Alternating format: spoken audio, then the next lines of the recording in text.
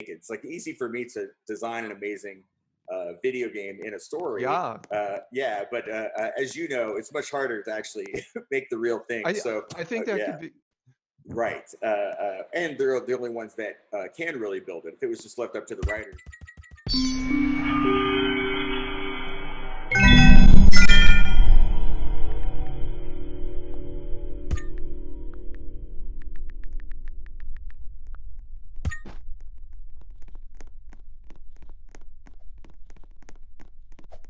Has always kind of played that role of what extrapolating where our technology might go. But yeah, that's one of the funnest parts of being a science fiction writer is imagining where the technology will lead us, and then how the technology, once it arrives, is going to affect people's day-to-day lives. I love it because I think it's the best form of brainstorming is unencumbered brainstorming, without Yeah. limit. And I think that's a little bit of what you do in your book. So nice Oh, job. thank you.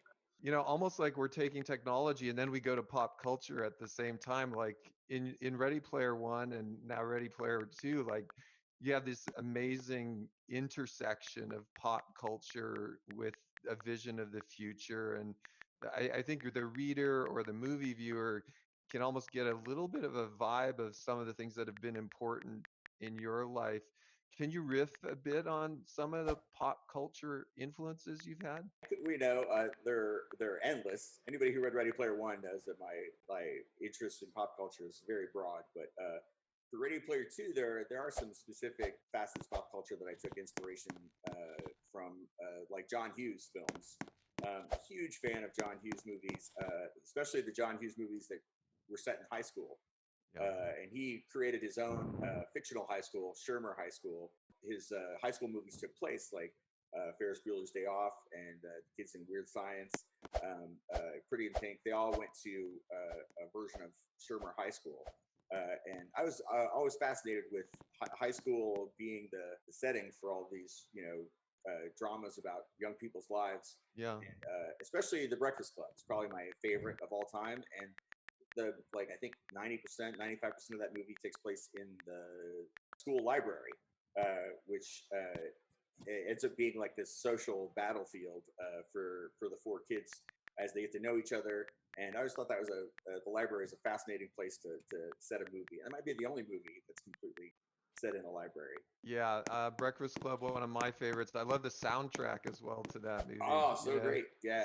So good. Seems like the book was so fun to write. Are there any moments that you felt were super fun without giving away too much? I don't think I can give away the super fun moments without giving away too much, but I will tell you it was I had fun. I had fun the whole time I was writing it. Because I knew, unlike with Ready Player One, when I wrote it, I knew I wasn't sure if anyone was ever going to read it.